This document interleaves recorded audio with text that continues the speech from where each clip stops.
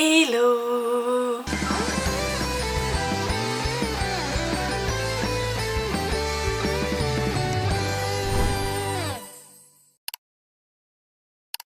Bienvenue dans ce troisième épisode des June Vlog Diaries et aujourd'hui c'est mon anniversaire. Il est presque 10h30, je suis à mon deuxième café de la journée. Ce matin je me sens assez fatiguée, j'ai mal à la tête donc je pense que je vais annuler ma balade au Sacré-Cœur pour ce matin. Pour la journée tout court en fait parce que là Edwin vient de partir chez ses parents. Mais dès qu'il revient en début d'après-midi, on passe la journée ensemble pour mon anniversaire. Et ce soir je vais dîner chez mes parents. Donc j'aurai pas le temps d'aller au Sacré-Cœur dans la journée. Sauf si avec Edwin on va se balader au Sacré-Cœur quand il rentre de chez ses parents, mais je suis pas sûre. On verra. Mais c'est pas parce que je me balade pas aujourd'hui que je ne vous raconterai pas une petite histoire dans ce vlog. Et cette histoire elle a moins un rapport avec Montmartre mais plus avec mon anniversaire, donc ça tombe bien. J'ai pas replié le lit donc je pense que je vais me réinstaller dans le lit pour prendre mon café. Je vais me regarder une ou deux vidéos YouTube le temps de prendre mon petit déjeuner et je vous raconterai la petite histoire du jour après.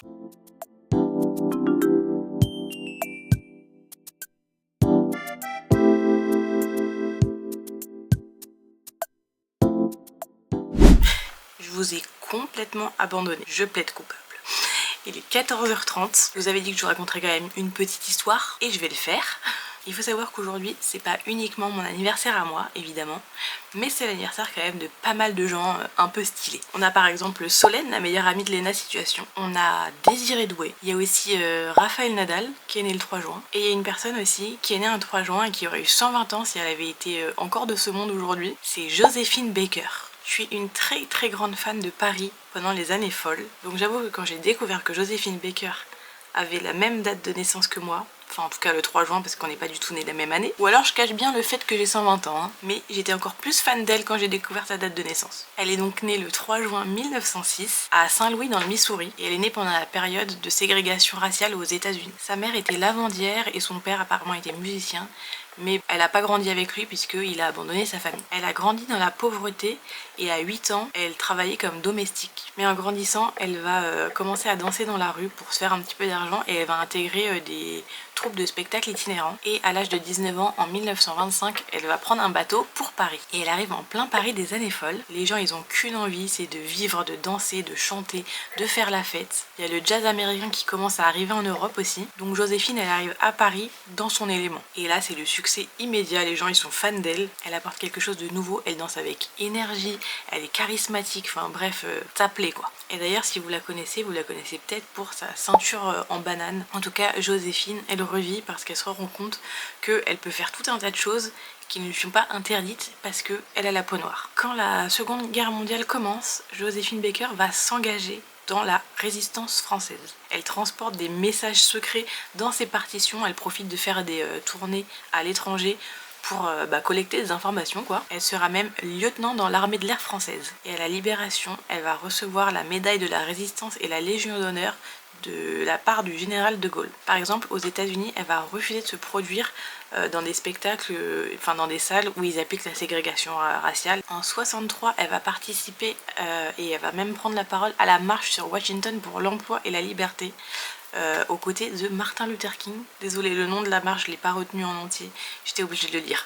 Joséphine Baker, elle est aussi connue pour avoir chanté J'ai deux amours, mon pays et Paris. Elle est aussi connue pour avoir adopté 12 enfants d'origine et de nationalités différentes qu'elle va appeler sa tribu arc-en-ciel. Et elle va mourir en 1975, 4 jours après son dernier spectacle à Bobino. Et en 2021, elle entre au Panthéon, c'est la première femme noire à recevoir cet honneur. Voilà pour la petite histoire du jour. Je l'ai pas faite dans les rues de Montmartre, mais c'est vrai que j'avais pas de lieu à vous montrer précisément dans Montmartre qui concerne Joséphine Baker.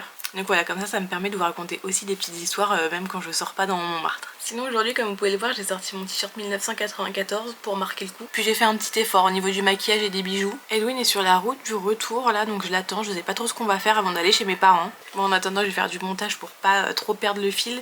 Parce que ce soir je sais pas à quelle heure on va rentrer et je vais pas avoir beaucoup de temps pour faire du montage aujourd'hui, donc va falloir que je fasse le maximum là maintenant. Et je sais pas si je ferai du montage cette nuit ou demain matin. Mais il va falloir que je trouve une bonne organisation là. Et si vous me tuez, vous savez que l'organisation c'est pas vraiment mon fort.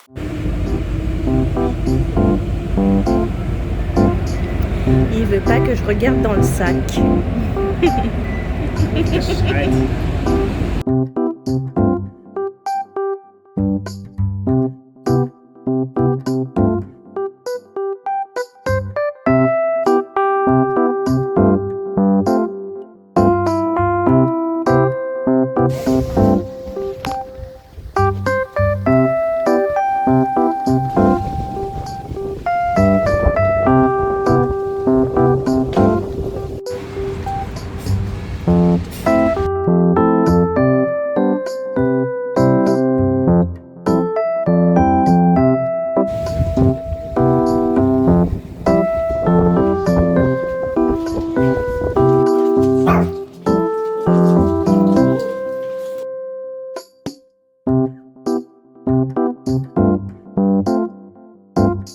Anniversaire,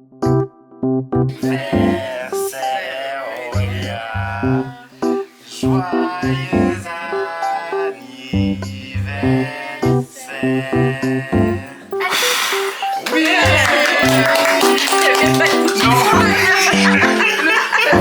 Ah mais il y en a deux.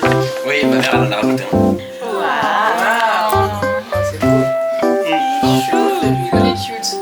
Et ça, ma mère elle a dit, je vais faire un petit sac. Vraiment petit. Allez.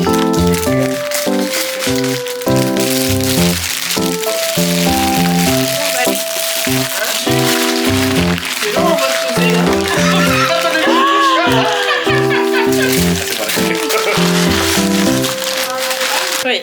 On ne voit plus, ça y est. Voilà. Merci. Bon, je viens de rentrer de chez mes parents. Si vous entendez du bruit derrière, c'est que j'ai allumé le ventilateur parce qu'il fait super chaud.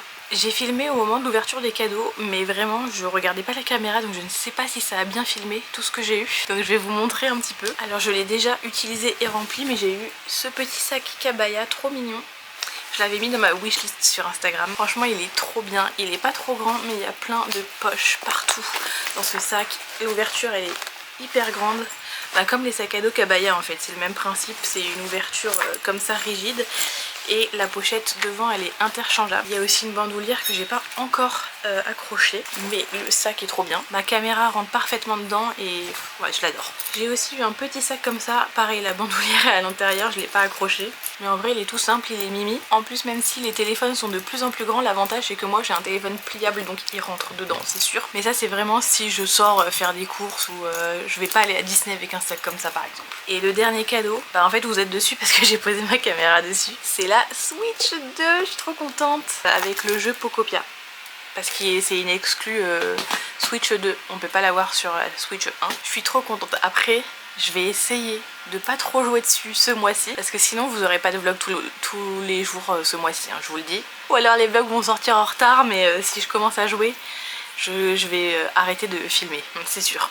Puis en plus comme par hasard j'étais pas au courant, mais il y a une mise à jour Disney Dreamlight Valley qui a eu lieu aujourd'hui. Comment vous dire, si je me mets à jouer, il n'y a plus de vlog.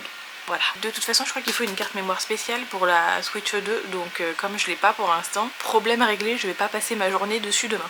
Et avant d'arriver chez mes parents, on s'est arrêté dans le métro, puisque dans chaque station de métro je pense qu'il y a un photomaton, et du coup il y avait des petites photos comme ça avec le back-to-back pour le PSG. C'est flou, vous voyez rien.